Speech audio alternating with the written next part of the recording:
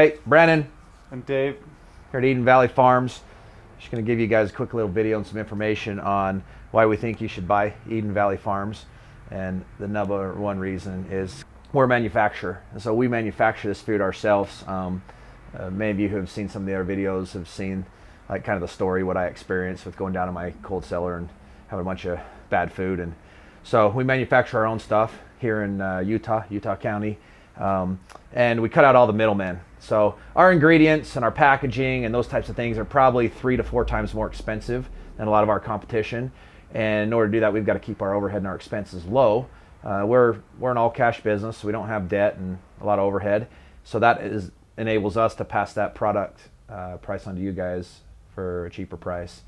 Typically, if you look at some of the pricing on our stuff, some of our package deals and everything, you can get for sometimes even under $1 a serving, and then buy things in bulk in a la carte for $1.30 to $1.60 per serving, which is a pretty dang good deal for the quality of our food. So we eliminate the middleman and all that. Number 2 reason is our packaging and our ingredients.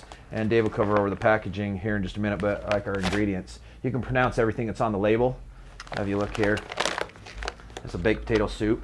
You'll also notice how many items are in there. This is got 28 different ingredients in the baked potato soup, which typically you're probably going to see items that have 8 to 12 different ingredients, and half of those will probably be chemicals and flow agents and whatever else. But ours are all clean label.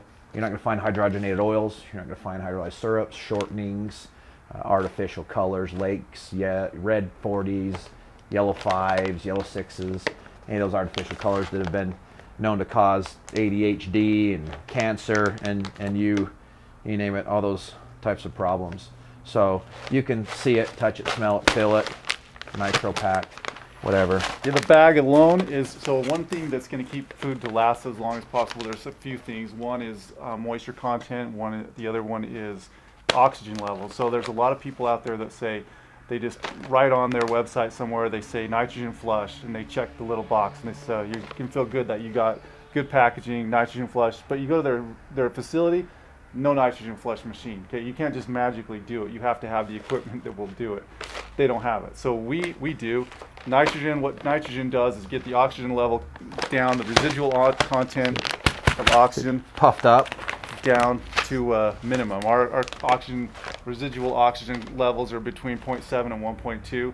Anything below 3% is really good. It's amazing. So we're a lot below that, and that's what's going to help the food. The quality of the food is already there. The moisture content is low. Keeping the oxygen out is the way to make the food last. The other thing is it goes in these polymylar resealable 5.5 mil bags that are easy to store. You throw them in a backpack, throw them in your 72-hour kit. They're easy to take with you. It's not like a big can of food that you're going to have to find a way to open up, and it's going to take up a lot of room. Also, the food stays cooler inside these packages. So yeah, you can fill this bag, and this bag is significantly cooler than the ambient temperature here in this room, and so that's a big thing as well. And also talking about the nitrogen flush, the bag's puffed up like a potato chip bag. It's the same philosophy there. You got potato chips that are loaded with soybean oil and canola oils and hydrogenated oils. Stuff that won't last, goes bad. And so what they do is they flush the bags with nitrogen. Number one, it makes it so when there's pressure put on, it doesn't crush the potato chips, which is the same thing. You can hear the food floating around in there. I mean, you could toss this in a lake and float it in a lake and go pull it out in 30 days, rip it open and eat it. So it's pretty durable. But that nitrogen enables those potato chips to stay good and fresh and crisp for 6 months to 12 months. Even in the right storage conditions, you could open up a bag of potato chips in 18 months with the nitro in there and still eat them, and they would still be okay. It'd still be edible, and you could eat that. Along the lines of what Dave was talking about, putting food in a bucket and can. A lot of this creates this image like you throw food in a can, or you throw this food inside of your super secure food vault bucket and you throw it in your basement. These companies don't want you to eat their food. Number one, because it doesn't taste good. Number two, they want you to buy this expensive food, and they want you to just throw it in your basement and store it, and then when you open it and finally realize it's gone bad and it doesn't taste good and or everything else, then you just throw it away.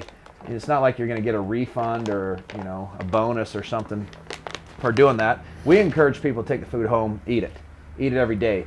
We have our prices low enough that it's in some cases it's even cheaper than shopping at the grocery store, and you can cook this food up really easy at home, feed it to your kids, feed it to friends, dinner parties. I mean, I have customers all the time. Because it's real food, it's actually got ingredients that you can eat that are healthy for your body.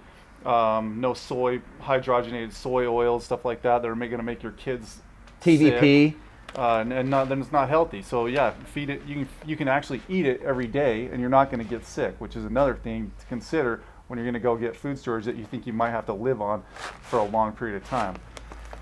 Eat this food every day. So we encourage people to eat this. You know, you can store it, and as far as investment and insurance, you got food in your basement for any type of crisis or anything, you know, that happens. Maybe it's 72 hours, maybe it's a week, maybe your power goes down, maybe the grid goes down, maybe there's an EMP. I mean, there's a lot of what ifs. It's a pretty crazy world that we live in right now. So it just makes sense that a person should have food insurance, and they should have some things on hand in case some kind of emergency like that arrives. And 72 hours, in my opinion, is not enough.